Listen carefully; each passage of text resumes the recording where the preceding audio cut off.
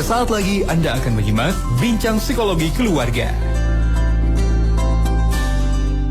Temki memasuki segmen Bincang Parenting. Pagi hari ini seperti biasa kita akan berbincang bersama dengan Ibu Lilis Komariah MPSI dan juga Pak Wasmin Al-Rishad MPD berkaitan dengan manajemen gadget, sahabat MK. Nah, berkaitan dengan gadget ini tentu hal yang nampaknya di hari-hari seperti sekarang ini sulit untuk kita lepaskan, apalagi mungkin pada saat PPKM, pada saat juga pembelajaran jarak jauh, anak ini pada akhirnya mau tidak mau lebih sering dihadapkan pada gadget yang mungkin selama ini kita coba batasi. Lantas sebetulnya bagaimana manajemen gadget ini bisa kita aplikasikan di dalam kehidupan kita, termasuk pada anak kita? Pagi hari ini alhamdulillah saya telah bersama dengan Ibu Lilis dan Pak Wasmin yang telah hadir bersama dengan kita. Assalamualaikum warahmatullahi wabarakatuh, Bu Lilis, Pak Wasmin. Waalaikumsalam warahmatullahi wabarakatuh. Alhamdulillah, sehat pagi hari ini, kabar baik ya? Alhamdulillah, luar biasa. Allahu Akbar. Allahu Akbar, alhamdulillah. Berkaitan dengan manajemen gadget, wah, menarik ini untuk kita bahas bersama-sama karena sepertinya bisa jadi ini juga yang tengah dipikirkan oleh para orang tua. Aduh, bagaimana niatnya saya ingin menjauhkan anak saya dari gadget, tapi di kondisi seperti ini mau tidak mau anak justru dihadapkan dengan gadget karena kebutuhan sekolah. Di awal, Bu Lilis, Pak Wasmin mungkin ingin menyapa terlebih dahulu sahabat MK di rumah, silakan. Ya, sahabat-sahabat, tema ini kita angkat karena semakin banyak nih ya keluhan orang tua berhubungan dengan gadget. Apalagi bukan hanya untuk yang sudah remaja, dewasa, mahasiswa, yang anak-anak pun sekarang kan mau tidak mau harus kita bekali gadget karena dengan PJJ, pembelajaran jarak jauh, gadget adalah salah satu teknologi yang dibutuhkan. Gitu. Dan saat ini kita melihat dampak yang sampingan, ya kita sebut dampak sampingannya, nampaknya banyak orang tua yang tidak mengantisipasinya. Sehingga ketika anak menggunakan gadgetnya, malah secara ekstrim ada yang malah kebablasan. Ada sih yang hanya menggunakan lebih dari waktu yang dipakai, misalnya pelajaran sekolah udah beres, baru pakai gitu. Malah ada yang ke arah hal-hal yang tidak diinginkan. Dalam hal ini anak malah mulai ke arah kecanduan ya, baik kecanduan game maupun pornografi. Sehingga kata manajemen ini nampaknya layak ya untuk sebuah gadget. Kalau dulu orang tua kita waktu awal-awal radio, nampaknya manajemen radio tidak dijadikan manajemen radio gitu ya. Terus lahirlah TV, manajemen TV kayaknya sih Dulu kita ingat banget di MK kalau nggak salah 2012-an ya, membahas tentang kotak ajaib. Nah, kotak ajaibnya itu TV. Ya karena emang kesedot ke sana ya energi ya. Itu pun belum kita sematkan kata manajemen TV buat anak gitu, belum kita sematkan. Termasuk lahir kemudian internet, smartphone. Waktu itu belum kita sematkan manajemen smartphone gitu, belum kita sematkan kata manajemen karena mungkin kata manajemen terlalu kebesaran untuk mengelola sebuah alat sekecil itulah gitu ya. Tapi saat ini nampaknya manajemen gadget itu sudah layak ya, kata manajemen kita sematkan pada sebuah benda kecil tapi dampaknya luar biasa. Bukan hanya mengubah anak kita tapi mengubah dunia, mengubah cara hidup, mengubah gaya hidup dan mengubah peradaban saat ini. Jadi kalau dampaknya sedemikian besar, kok kita tidak serius membuat ini sebagai sebuah pemikiran, sebagai sebuah rancangan ke depan. Jadi kalau di keluarga kita punya kucing, ya kan, ada yang anjing, bahkan yang penggemar pet itu kan, sampai dia juga ada manajemennya, kapan mandinya, kan? Groomingnya. Ada grooming, kemarin kita lewat pet shop and grooming. What? Grooming. Selama ini kan kita grooming untuk diri kita, dan itu kan untuk kalau mau kantor. Ini binatang aja ada groomingnya kok gitu ya. Nah, kalau di rumah tangga kita ada binatang kesayangan kita aja ada manajemennya kan. Bagaimana kotorannya di manage, bagaimana makanannya, bagaimana kebersihannya sampai groomingnya, termasuk kesehatan ya, berkunjung ke dokter hewan gitu ya. Ini sebuah binatang loh yang dampaknya menurut saya tidak sebesar handphone ya. Kalau misalnya Pak Wasmin gini, kalau semua sepakat handphone itu emang di dalamnya itu mudarat aja, di dalamnya nggak baik gitu ya.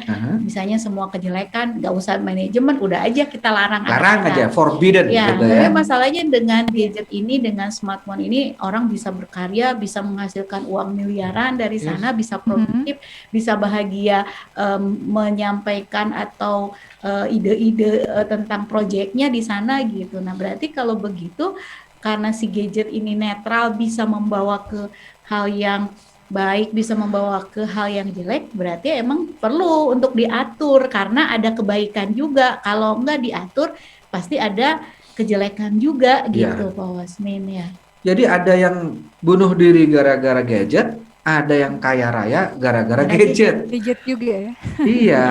Dan ini ada sekarang di rumah kita, barang ini ada di kantong anak kita, di kamar anak kita. Kita kok tidak serius memanage gitu. Dan survei kami berdua ini sedikit sekali orang tua yang handphone anaknya itu benar-benar di-manage. Di-manage itu ya mulai dari time ya, mulai dari program ya. Dari waktu, kapan mulai diambil, kapan mulai dikumpulkan, dari program untuk apa saja, programnya apa aja, itu kan harus di-manage. Kalau tidak ada kata manajemen, kita melihat cuman itu sakahoyong istilah Sunda ya. Jadi nanti kalau diserahkan semua pada anak, nanti beda-beda Pak Wasmi. Ada emang anak mengarah ya udah aku ke produktif aja karya, tapi ada juga yang banyaknya sih malah ke game online dan sebagainya. Nah, berarti kalau begitu ya harus kita atur gitu. Betul. Atur sedemikian rupa sehingga barang yang kecil ini bisa membuat anak kita jauh lebih produktif gitu. Iya. Bisa nggak kira-kira udahlah kasih kepercayaan aja ke anak misalnya gitu? Iya, dengan zaman sekarang ya tetap aja kalau misalnya kadang misalnya gini, kalau di usia kayak anak saya misalnya kuliah, saya udah kasih kepercayaan, ini loh bahayanya ini. Apakah itu jalan? Enggak juga, karena dia nyoba-nyoba juga Pak Wasmin gitu. Nyoba-nyoba juga gitu, makanya nanti kita gunakan manajemen untuk mengatur dia gitu, karena kan pasti orang lebih ke arah ya kayak pekerja aja. So kalau misalnya bekerja di perusahaan udah aja biarin aja gitu, dia kan udah besar gitu, paling nanti ya kamu harus ini loh, kamu kerja, kamu digaji kerja. Nah kenyataannya kan kalau tidak ada manajemen, nanti orang akan seenaknya Pak Wasmin, misalnya datangnya misalnya seenaknya untuk bekerja. Kalau kita lihat sih ilmu manajemen itu untuk membuat kita jauh lebih simpel ya Pak Wasmin, jauh lebih jalanlah ke arah kebaikan, tentunya lebih baik lagi karena sesuatu yang di manage dengan yang tidak, misalnya sumber daya besar tapi tidak di manage, akhirnya yang terjadi cerita yang itu yang Pak Wasmin, cerita ada orang yang banyak masa terus tidak di manage gitu, ngumpul gitu, akan dikalahkan oleh hanya 3 orang yang jalan dengan tegap, pakai putih-putih, bawa bendera, terus dengan langkah trak itu yang gerombolan itu tuh melihat semua, dan yang banyak itu akhirnya terambil energinya oleh yang sedikit itu ya. Kan kalau kemarin kayak 17 Agustusan gitu. Ya kayak misalnya 17 Agustusan saya ingat dulu karena waktu SMA saya ikut Paskibra. Saya ikut Paskibra enggak? Enggak keterima Paskibra. Nah, dulu karya Imar remaja saya. Ya, masing-masing beda gitu. Nah, itu dia suka ejek-ejekan teh gitu. Apa baris-baris kurang kerjaan gitu. Kalau kita meneliti, mending gitu. Naon papanasan, popoekan gitu. Tapi kan itu ada sesuatu yang beda-beda sih. Iya. Pas saya waktu masuk SMA itu ngelihat kakak angkatan yang tadi 3 orang mengibarkan bendera dengan tegap itu semua pada melihat. Bro gitu ya. Iya. Nah itu kan di manage, latihannya juga tiap hari baris berbaris aja. Kadang saya suka dibully sama teman-teman saya. Tiap hari baris berbaris, ngapain sih kalian gitu. Tapi kita yang melakukannya asik aja gitu. Jadi kerumunan dengan barisan itu tentu beda. Iya. Ada 100 orang berkerumun dengan 10 orang berbaris, wibawanya lebih 10 orang yang baris gitu. Pruk. Gitu.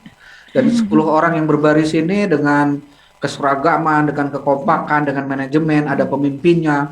Kalau dibilang ada aturannya, kalau ke utara, kalau serbu kalau gitu kan. misalnya bendera sampai nyentuh tanah, kita disangsi loh Pak Wasmin gitu. Terus kalau misalnya pas bendera gitu ya, dibentangkan terus kan awal-awal kan nggak lurus gitu, itu tuh udah pesangsi. Jadi ada aturan-aturan. Sering nggak dibentangkan ngelipet. Gitu. Nah itu tuh butuh latihan ya, itu manajemen. Iya, itu manajemen. Ya wajar aja 10 orang, tapi karena ada manajemen dia lebih kuat, lebih berwibawa. Terus Makanya bajunya juga diatur gitu. dalam surat Al-Sof ya. Sampai tali sepatunya itu Pak Wasmin Harus diatur sama. tuh, harus sama. Kalau misalnya tali sepatunya nggak rapi, itu disangsi tiap hari. Warnanya dicek. pasti ya. Oh ya, jenis sepatunya, talinya, bentuk apa namanya untuk bentuk talinya. Terus ini apa roknya berapa senti dari lutut itu semua di rambutnya semua itu. Innallaha yuhibbul ladzina yuqatiluna fi sabilihi sofan ka'annahum bunyanum marsus. Baik, siap. Kita akan jeda terlebih dahulu karena memang sudah waktunya juga untuk jeda nih Pak Wasmin Bulis. Kita lanjutkan di segmen kedua nanti insya Allah ya.